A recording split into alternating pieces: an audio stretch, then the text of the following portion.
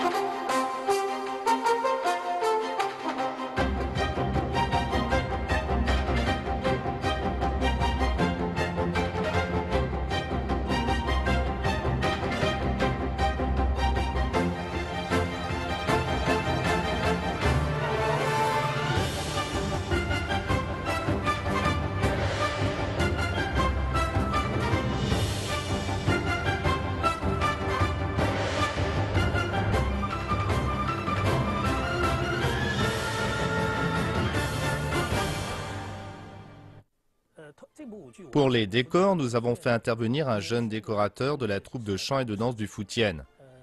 Et il a fait du beau travail. Il a utilisé des éléments du Fujian, par exemple les avantoirs recourbés, comme on en voit sur les pagodes jumelles de Quanzhou, ou alors les érythrinas, les treillis en bois sculpté des fenêtres, ou encore les métiers à tisser.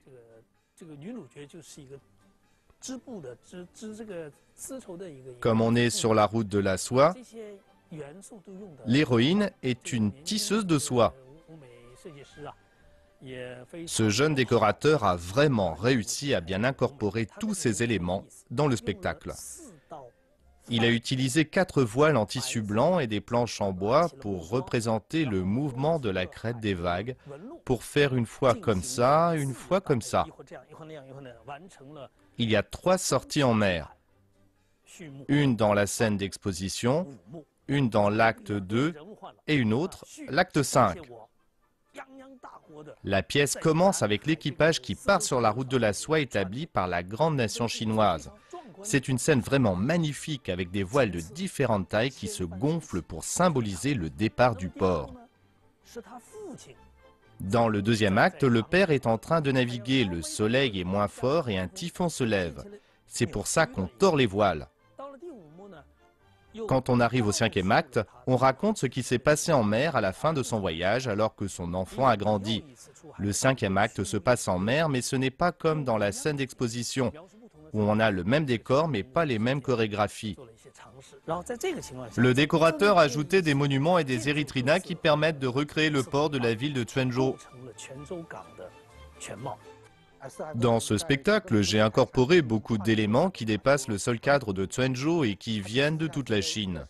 Dans le troisième et le quatrième acte, on trouve beaucoup de portiques et de fenêtres. La difficulté pour nous étant qu'il ne fallait pas qu'on reproduise exactement ce qui avait été fait dans la pièce originale. Ce n'a pas été facile.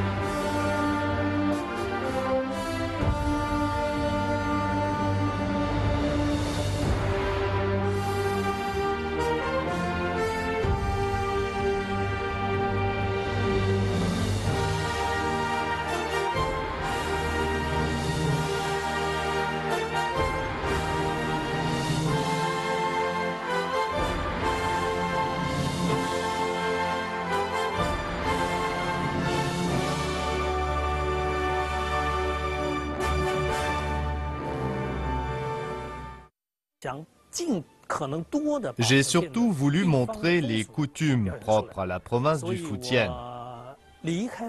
Contrairement à ce qui avait été fait dans la pièce originale, j'ai incorporé des événements heureux, comme la célébration des 100 jours de la naissance d'enfants, la fête des lanternes et le retour de la pêche en mer, pour montrer toute la richesse culturelle de la province du Fujian. 目的就是更多的展现福建这个区域的色彩。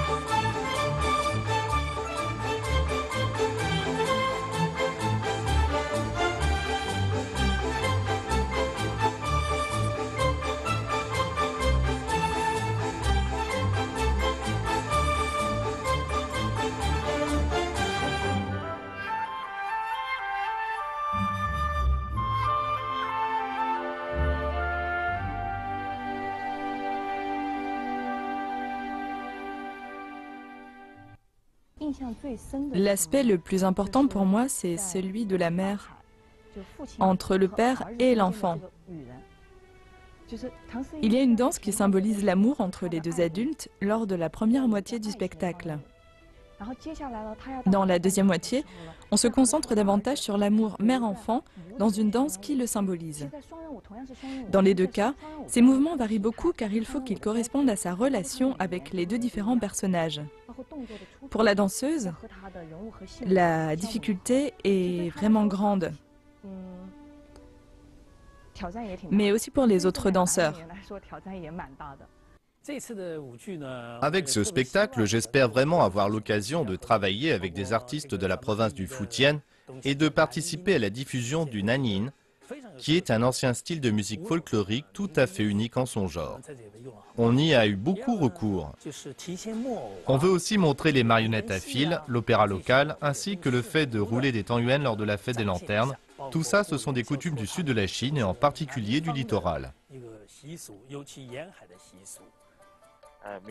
On a repris beaucoup d'éléments de la musique Minnan, et notamment des instruments utilisés en musique folklorique dans le Fujian, comme par exemple le petit gong, qui nous transporte en un clin d'œil dans cette province. La musique est vraiment profondément ancrée dans cette terre qui l'a vu naître.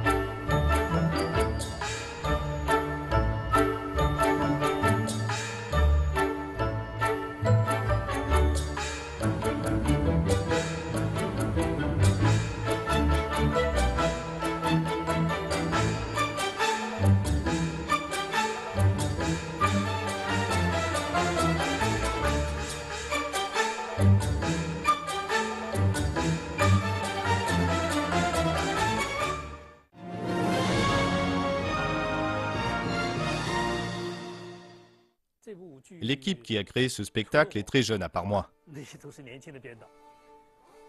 Il y a tout un lot de jeunes chorégraphes qui apportent un vrai bol d'air frais dans ce monde de la danse, comme par exemple Jolia de la troupe de musique et de danse de Lorient et Ranjen qui sortent vraiment du lot. On m'a donné un surnom, le metteur en scène diabolique. Mais à côté d'elles, je suis un agneau. Elles sont beaucoup plus folles que moi. Elles ne comptent pas leur temps ni leurs efforts. Quand les danseurs font une pause, elles ne s'arrêtent pas.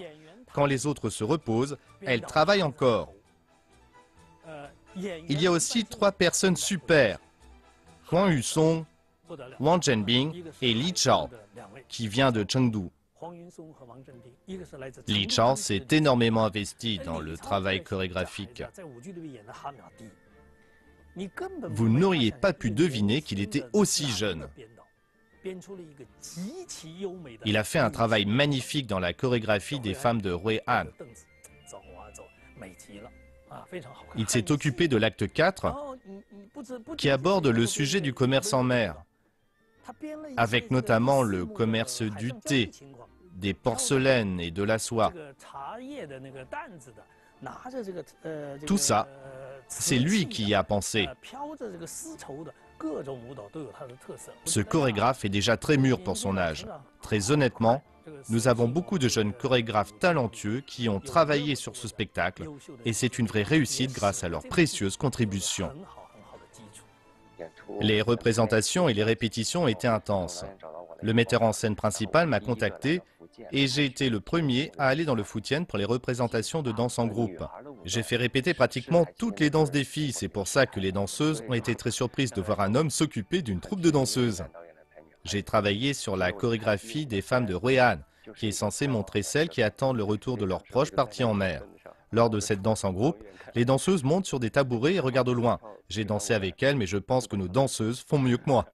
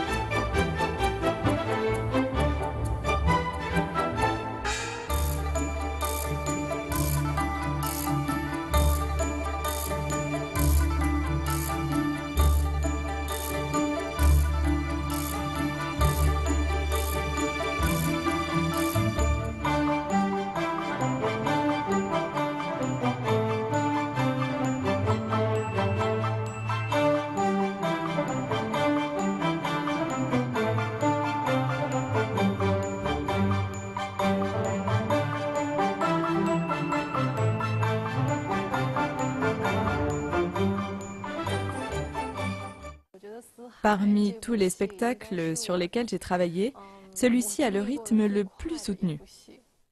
Bonjour à tous, je suis Huang Yunsong, l'un des chorégraphes pour les danses en groupe de ce spectacle. Je suis Wang Zhenbing, je suis le dernier arrivé des chorégraphes de ce spectacle. J'ai travaillé surtout pour le deuxième acte et les danses en groupe masculines. Pour le spectacle, c'est la conjugaison de plusieurs talents qui lui a permis de voir le jour.